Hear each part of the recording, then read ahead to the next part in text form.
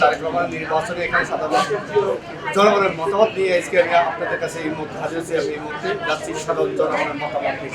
আগামী 12ই ফেব্রুয়ারি যে নির্বাচন হবে, ইনশাআল্লাহ আমরা আশা করি এই দেশের মানুষ 20 বছর পরে ভোট প্রয়োগ করতে যাচ্ছে। তত্ত্বাবধায়কের 2 বছর, এই সরকারের প্রায় 2 বছর, এই শেখ হাসিনা স্বৈরাচারের প্রায় 16 বছরের কাছাকাছি মিলিয়ে 20 বছর পর আমাদের দেশের সাধারণ মানুষ ভোট প্রয়োগ করতে যাচ্ছে। তারেক রহমান আমাদের গুলশান এবং ক্যান্টনমেন্ট এবং ভাষাতে মিলিয়ে ঢাকা 17 আসন, সেই 17 আসনে নির্বাচনী জনসভা করেছে। লক্ষ লক্ষ মানুষ এই জনসভা অংশগ্রহণ করেছে। বিপুল সভা পাচ্ছি এই 17 আসনের মানুষ আমাদের বিএনপির চেয়ারপারসন জনাব তারেক রহমানকে পেয়ে আনন্দে উদ্বেলিত।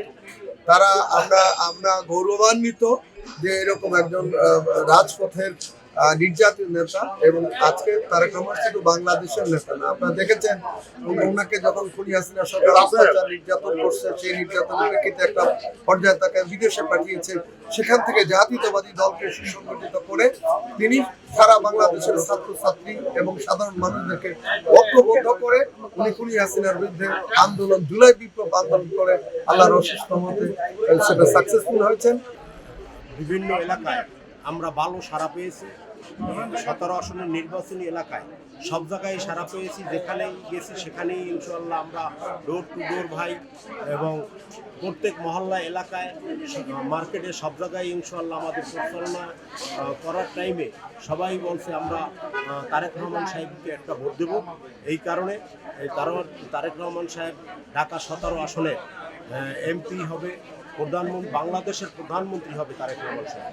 আমরা শতভাগ নিশ্চিত আমরা ইনশাল্লাহ বিপুল ভোটে ঢাকা 17 আসনে ধানের শীষ মার্কা জনাব তারেক রহমান সাহেব আগামী দিনে এইখানে বিপুল ভোটে নির্বাচিত হয়ে ইনশাল্লাহ প্রধানমন্ত্রী হবেন এই প্রত্যাশায় করি। এবং বাংলাদেশের মানুষ অধীর আগ্রহে মানুষের যে দীর্ঘ 17 বছর 20 বছরের যে অধিকার ফেরত পাচ্ছে, এবং মানুষের আবেগ জিয়া পরিবারের উপরে বেগম খালেদা জিয়া আপসীন নেত্রী হিসেবে মানুষ যেই দৃষ্টান্ত স্থাপন করে গেছেন, এবং আগামী দিনে জনাব তারেক রহমান সাহেবও এই দৃষ্টান্ত স্থাপন করবেন।